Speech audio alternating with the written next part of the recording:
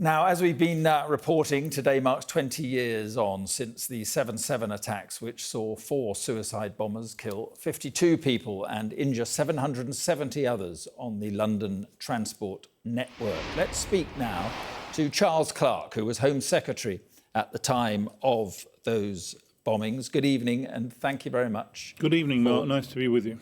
Yeah, well, thank you on this day, and very moving services today. Just looking back, what were your first thoughts when you realised that this was a major terror attack on London?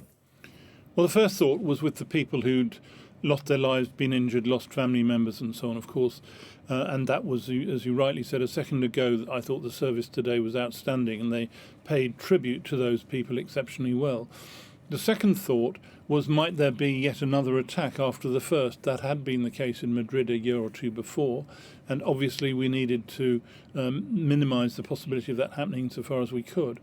But then we had a system between the uniformed services, a very effective system, where they worked together with clear command structures and so on, and worked well on the day to try and deal with the terrible atrocity that took place there. Early decision I and Alistair Darling, the Secretary of State for Transport, had to take was whether to close the whole London transport system beyond the areas that had been cut out. So that was really my first immediate thoughts, Mark. What about the realisation, eventually, of course, that these were young men born here, that they could do such things? That must have been quite a horrific realisation, coupled with the fact that the security services had missed this. Of course, and that particular fact that you mentioned didn't become apparent for some time, of course. So we didn't know that morning, 20 years ago today, who had committed these things and why and how and what the motivations for them were. But as you rightly say, as we moved on, of course, that realisation came home to us. And it made it very clear that we had to deal with the ideology, the thinking, the approach of people whose entire motivation was to destroy the foundations of the society in which we all live, and that we had to confront it in the most effective way that we could. We had to increase our intelligence approach, and Gordon Brown, the Chancellor of the Exchequer, did a good job in immediately increasing our intelligence spending to increase our capacity to be able to do that. And there are a number of other consequences. The legal framework to be able to bring people to justice who are preparing terrorist attacks had to be brought into effect. So there were a number of consequences, as you rightly say, but I would say none of that was immediately apparent on that morning 20 years ago.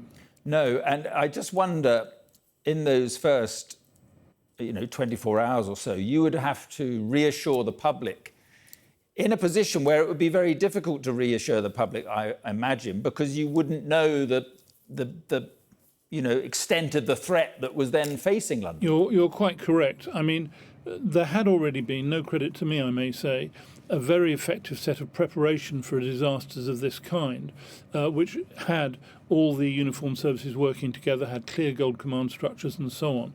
And that swung into place and was, in fact, an extremely effective regime, which didn't mean that it left many decisions to me or other ministers to take at that point.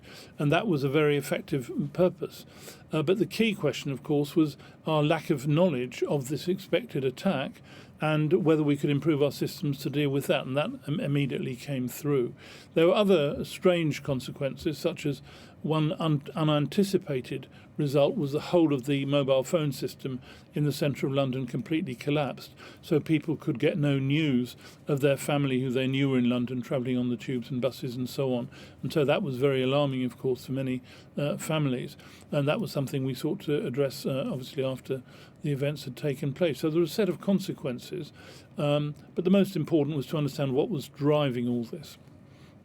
Yes, exactly. And we had just days earlier won the Olympics. You've mentioned what was going on in Madrid and the bombings there. Did you think, or did the security services think immediately that we could be in for a prolonged period of terror attacks against this country? We certainly thought that was a real possibility, and even on the same day, as had happened in Madrid, which is why we had to decide whether to close the whole public transport system down or not. That was an immediate concern.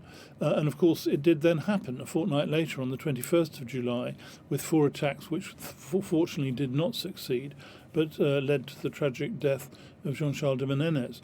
But there was an immediate attack later on. And so, of course, we had to be on our best guard for that to the extent that we could.